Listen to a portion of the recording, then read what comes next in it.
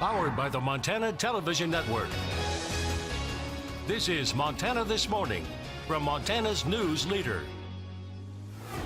Well, good morning, and thanks for kicking off your work week with us. I'm Justine Stewart. And I'm Louis Storch. Hope you're having a great start to your Monday. Man, Justine, if you like the mild temperatures, today's going to be another one of those. Oh, like I was saying, it's going to feel... I do, but... I know. It's going to feel more like April out there today than what we've seen, like these January temperatures. We could even be talking about some record high temperatures possibly in southwest Montana later on this afternoon. That's crazy. I mean, if we could leave that without the rain and stuff, then I'd enjoy it. I know. Well, the good news... Yeah, at least the good news with it today, we are going to hold off on those rain showers. However, we're going to bring them right back into the forecast starting tonight. We're also dealing with a little bit of fog this morning. So here's your forecast headlines for today. Warm Monday, like I just mentioned. Then there comes that cold front, and then cooler weather is going to move in by the middle of the week. So fog in 40s and low 50s today. Then as that cold front moves through, rain, snow, and winds pick up tonight and even into tomorrow morning. So expect some breezy conditions later on this evening.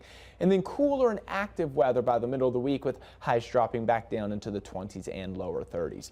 So here's your Monday forecast. How about 45 in Missoula, 43 in Kalispell, 53 Hamilton, 49 in Polson. Again, expect some fog. Could be dense at times this morning in the valleys.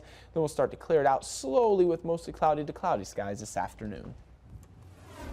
Well, the proposal to protect nearly 80,000 acres in the Upper Blackfoot is finally set to be considered in a Senate hearing. It was a year ago that Senator Jon Tester formally introduced the Blackfoot Clearwater Stewardship Act, a bill that would formalize a project that's aimed at protecting a chunk of public land from future development while still allowing multi-use activities like a select timber harvest and forest management, snowmobiling, backcountry, horse packing, mountain biking, and other recreational use. The concept is also aimed at preserving water quality in the Blackfoot watershed. The legislation has been stalled until last fall when Senator Tester began pressing for the hearing. Now that is set to happen February 7th before the Senate Energy and Natural Resources Committee, a first step before it can advance for congressional action. Butte is getting closer to having a long-anticipated Superfund cleanup become a reality. The EPA announced an agreement that has been reached. It's been 3 decades in the making to clean up mine waste along Silverbow Creek, which is the headwaters of the Clark Fork watershed. The specifics aren't being released just yet, but the EPA said there will be public hearings by this summer to let the public know specifics about the cleanup. They will also have to set a tentative goal to have the cleanup work completed by 2024. A representative from the governor's office said that transparency is a priority. Once plans are finalized, remediation work could begin in 2019. Steve Wynn has stepped down from his position on the Republican National Committee. The multi-billionaire casino and resorts owner is facing numerous allegations of sexual assault. As CBS News correspondent Laura Podesta explains, Wynn says this is a campaign smear directed against him. Billionaire casino owner Steve Wynn resigned Saturday from his post as finance chair on the Republican National Committee amid scandal. In a Wall Street Journal article, Wynn is accused of pressuring female employees to perform sex acts. One manicurist said she felt she had no choice but to have sex with Wynn in 2005. She allegedly settled with him for over $7 million. I would truly like to see him be held accountable for something. Charlotte Aerosmith says Wynn sexually harassed her while she was working as a cocktail waitress at one of his casinos. She settled with Wynn in 1997. The 76-year-old has released a statement defending himself, writing, "The idea that I ever assaulted any woman is preposterous. We find ourselves in a world where people can make allegations regardless of the truth, and a person is left with the choice of weathering insulting publicity or engaging in multi-year lawsuits." Wynn Resorts says no one has ever complained about its leader to the company's independent anti-harassment hotline. Despite the denials, Wynn stepped down from his prominent post at the RNC, a position he took at the request of President Trump. Laura Podesta, CBS News, New York. Wynn donated more than $2 million to Republican candidates and organizations since 2013. And now, two Montana leaders are facing questions about what they will do with financial contributions made by him for their campaigns. Just this election cycle, Wynn has given $100,000 to the National Republican Senatorial Committee, with a small portion to Congressman Greg Gianforte. Records show Wynn and his wife donated $5,400 to Gianforte on May 25th, the day of the special election and a day after Gianforte assaulted a reporter. Meanwhile, Senator Steve Daines received a $10,400 donation from the Wynn family in his 2014 Senate race. A spokesman for Congressman Greg Gianforte said in a statement, quote, "Greg believes the allegations, if true, are reprehensible. The campaign will donate the $2,700 received to charity." A spokesman for the Daines campaign said, quote, "The allegations are disturbing and we need to get the facts." According to the Center for Disease Control, deaths caused by drug overdoses are on the rise now.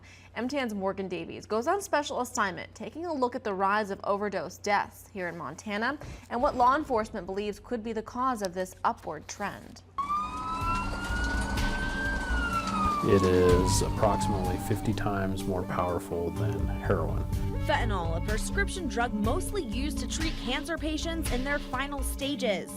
It's now more than ever being used as a recreational drug.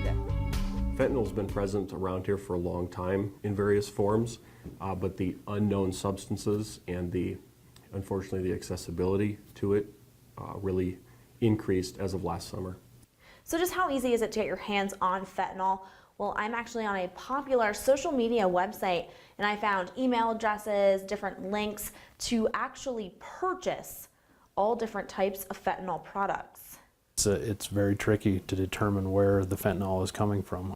In 2017, Gallatin County saw 4 deaths due to fentanyl overdoses. Also last year, a large fentanyl heroin bust was made in Bozeman, linking that batch of fentanyl-laced heroin to overdoses in Butte. And that's how most opiate users come into contact with fentanyl. It's used as a cutting agent in heroin. The proper steps to measure and to take the quality controls that a pharmacy would take or a pharmaceutical company would take is not taking. So you may take a pill that has an unknown quantity of fentanyl. It doesn't take much to get a lethal dose of fentanyl. As you can see here, a lethal dose of heroin is about the size of a dime. The lethal dose of fentanyl is much smaller. It's an unknown, and that's the danger of it. A very, very small amount of some kind of transdermal opioid could end up being an overdose. There's the danger for law enforcement officers. Fentanyl is transdermal. For medical use, it was sold as a patch that patients could wear to ease pain. But for officers out in the field, coming into contact with fentanyl could be deadly. We've done basically a department-wide training on the exposures and what to look for and how to treat other officers or potentially treat ourselves if we do become in contact with fentanyl. All officers are now carrying Narcan. We want to give them an extra tool to be able to be sure that they can immediately reverse those effects. Unfortunately for law enforcement, coming in contact with the unknown is a bigger risk. These fentanyl products are no longer just coming from the pharmaceutical companies. Fentanyl is being manufactured out of the U.S. and then being shipped back. Chances that we will come across it have increased. The potency of it, the more varieties that it comes in, the unknowns, that's the reason we had to take a precaution. Attorney General Tim Fox recognized the increase in lethal doses of fentanyl moving around Montana. In October of 2017, he urged law enforcement to look at overdose deaths as homicides instead of accidents. On special assignment in Bozeman, Morgan Davies, MTN News. If you or someone you know is struggling with an opioid addiction, visit our website for more information on getting help. Time to send on over to Lewis now, who's standing by with a look at your forecast this morning. All right, thank you, Justine. Good morning, everyone. Hope you all are having a good start to your Monday. Hope you had a good weekend. Overall, not a bad weekend. Saw some light, off and on snow showers.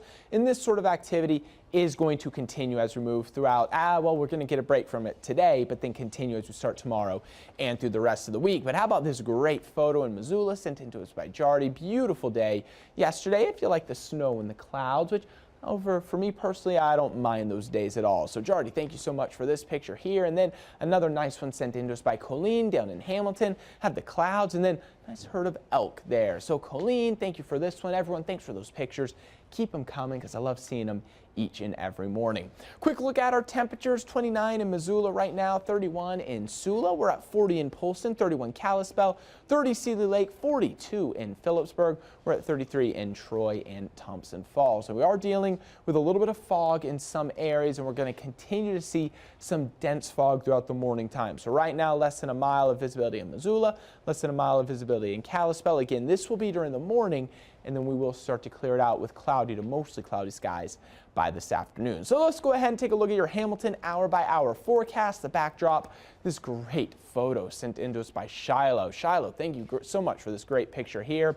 Well, look where our temperatures are going. We're going to see 33 during the morning, and then as we roll into the afternoon, we'll start to see some sunshine, and temperatures are going to be in the lower 50s for Hamilton.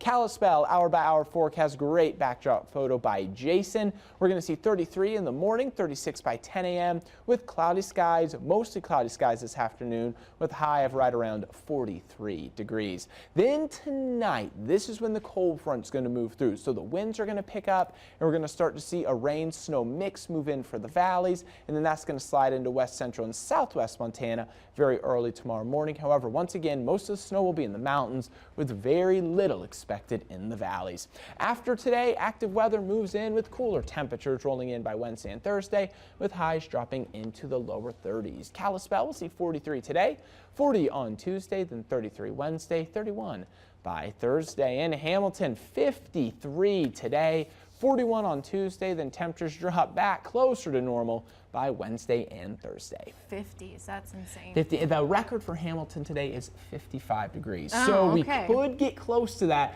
if not break it. But yeah, just a very mild day, Justine. All right, well, thanks, Lewis, and stick around. We're back after this, but first, here's some birthday shout-outs for you this morning.